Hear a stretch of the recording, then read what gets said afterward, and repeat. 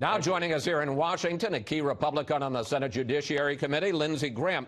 Senator, and I hesitate to get into this after my conversation with Mitch McConnell. I think of you generally as a happy political warrior, but I got to say, over the last couple of weeks, you have seemed angry, and I guess I'm questioning what has gotten so much under your skin. I wanted to take a look at Lindsey Graham over the last couple of weeks. Here you are. This is the most unethical sham since I've been in politics. I thought she was handled respectfully. I thought Kavanaugh was treated like crap. Yeah, well, boo yourself. So why are you, well, now you seem happy, but why are you, or have you been an unhappy warrior these couple of weeks? I'm happy because the effort to humiliate and railroad a man I've known for 20 years who's never been banned from a mall, unlike Roy Moore, failed.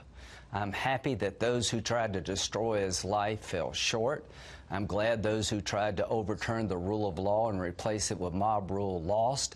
I've never been more pissed in my life. I voted for Sotomayor and Kagan. I would have never done this to them. This was character assassination. This was wanting power too much. And to the extent that I came to the aid of this good man and helped defeat this debacle, I am happy as a clam. All right. Well, let me tell you something that may not make you happy or bring it up, because it appears the Kavanaugh confirmation is not going to end this fight. Democratic Congressman Jerry Nadler of New York, who would, if the Democrats take the House, become the House Judiciary Chairman, has already talked about launching an investigation into alleged misconduct by Kavanaugh. Nancy Pelosi says she wants to see the FBI interviews in the second background check. It doesn't sound like this is going to end.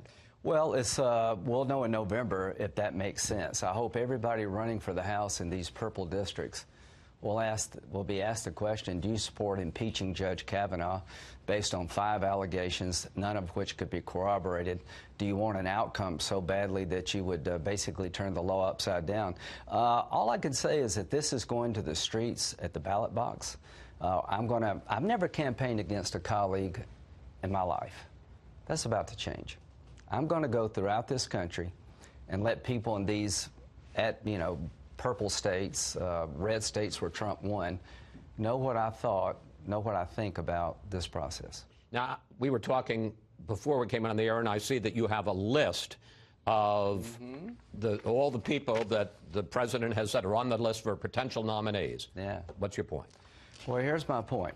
This is a list that was compiled in November, but he actually put it out during the campaign. There are 20-something people on this list. I'm asking Chuck Schumer, name 5, name 3, name 1 that would be okay with you. Brett Kavanaugh was a mainstream judge. I would have chosen him if I'd been president. Bush supported him. Everybody running for president on our side believed that Brett Kavanaugh and Neil Gorsuch were outstanding conservative jurists. The other side wants to cancel the election. So, Chuck, you want somebody new.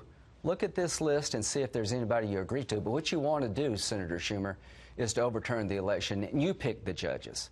We're not going to let you pick the judges. If you want to pick judges, then you need to win the White House. When Obama won, I voted for 2 judges that he picked. So, Chuck Schumer, name 1 person on this list you think's acceptable. There is a tough column in the New York Times today that attacks you. I want to put some of it up. Frank Bruni writes, I can't think of another Republican whose journey from anti-Trump outrage to pro-Trump obsequiousness was quite so illogical or half as sad. And he suggests that you are auditioning to replace Jeff Sessions as Attorney General. Your response, sir? Frank, you don't know what you're talking about. In your world, Frank, it's a noble cause to destroy a judicial candidate who's conservative, whether it be Thomas, Alito, Bork, now Kavanaugh. I'm bipartisan when it makes sense. I try to have a good disposition because I like my job, but don't mistake that I don't care about the conservative cause. So if I made you upset because I would not legitimize McCarthyism, then good. And I think I can survive in South Carolina. Senator Graham, thank you. Always good to talk with you, sir. And I'm glad to see you're back in a good mood. I'm in a good mood, and I like Ben Cardin. There you go. Now, is it true you're going, for all this talk about you and obsequiousness, are you going to go play golf with the president today? Yeah, and I'm not going to give him any strokes. You know, this third term thing is looking better and better. Ben, I hope you win. You're a good man. That may be the kiss of death.